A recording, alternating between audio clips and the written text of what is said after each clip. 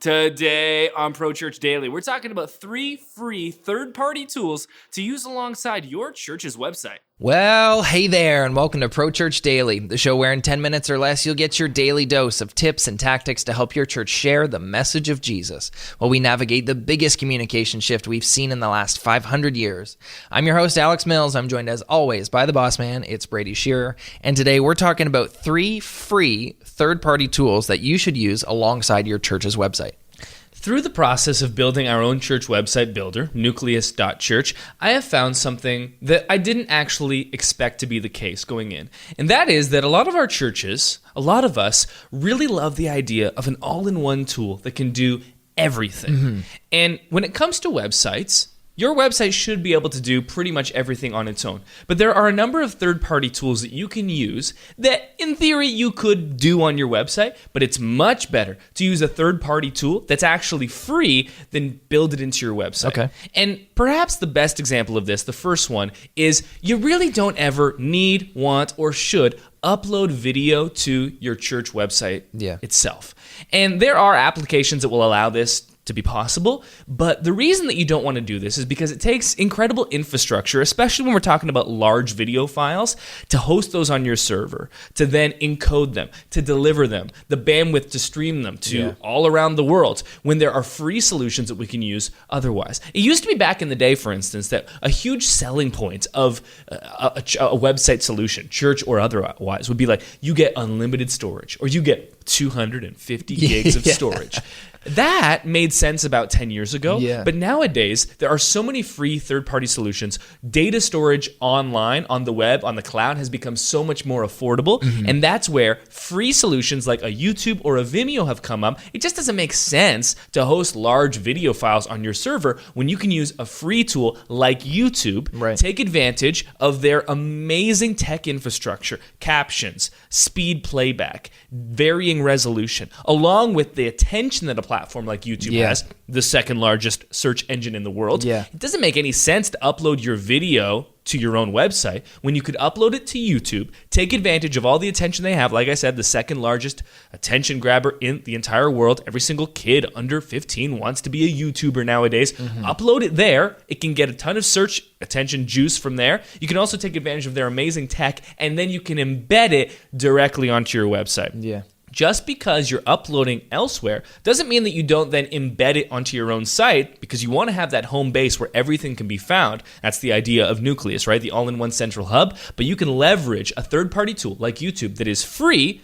and way more tech advanced than any solution a church website provider can offer, or any website provider can offer. You know, Squarespace isn't letting you upload gigs and gigs. I mean, maybe they allow it, but it's not a best practice that they would suggest, because YouTube exists. Use that. As long as you have a backup, make sure that you have a backup yourself. Don't store everything on YouTube, and if one day YouTube goes down, you lose it. But I think, I'm having these conversations, it feels like almost on a daily basis, people asking, what's the best video host? And there's even a poll on one of our private Facebook groups asking about, where do you guys host your videos, YouTube or Vimeo or wherever?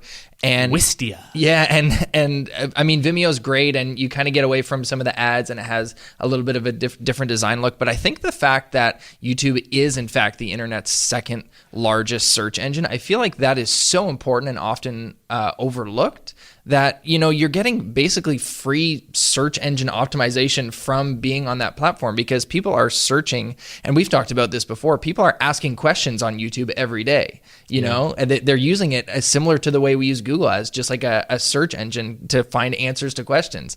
And so why not host your stuff there? Like you said, it has the pre-existing framework. They're great at what they do, and you get to kind of double down on the search engine indexing there, and it can only benefit your church. So that's free tool number one. Don't upload your videos to your website. Upload them to YouTube. The second free tool is something called Cloudflare. And Cloudflare will give you a free SSL certificate, which will allow you to secure your website to allow for sensitive information to be passed. This is especially pertinent to transactional data being shared when someone gives online, or, pays for a mission trip or something like that. They'll also give you a global CDN. CDN stands for Content Distribution Network. Basically what that means is that if someone from Singapore is accessing your website from Massachusetts, they will have your website stored all around the world to their servers so that they won't have to serve that information on your website from Massachusetts over to Singapore. They'll have a server maybe in Singapore, maybe in Japan, somewhere way closer, which means that the performance of your website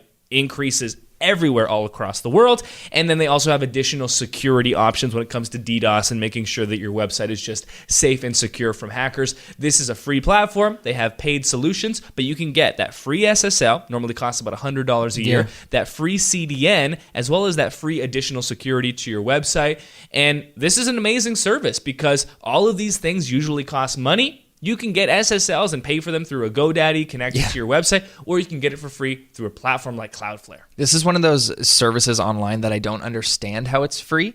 You know what I mean? Like people are setting up investor capital. Yeah, I guess. Like people are setting up SSLs for their nucleus every day, and sometimes they'll ask, hey, "What do you recommend?" And I'm like, "Well, you can buy one from GoDaddy or someone else, or you can get the same service for free with a ton of extra other features." Yeah, as well. And so it's just a no-brainer, and it's really easy to set up. Like a few clicks of your mouse, and you're up and running in no time.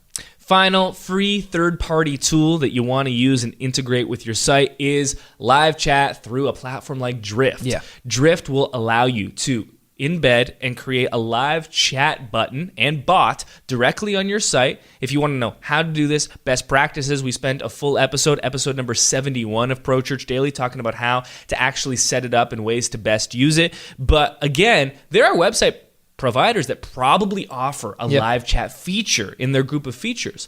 But it's one of those things where, well, if there's a free tool that's already doing this way better, why would we build it when we could direct our energy elsewhere? And to pull back the curtain a bit, this is kind of a little bit of a line of thinking of how we are building Nucleus, which is, okay, we have a certain amount of time and energy, and we want to build the features that will matter most to our Nucleus users.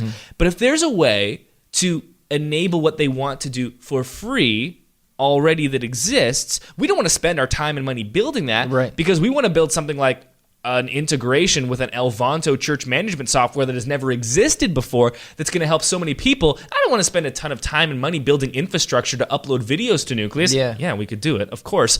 But there's a third-party solution like YouTube for free that's going to do it just as well, if not better. Let's spend our time and money elsewhere.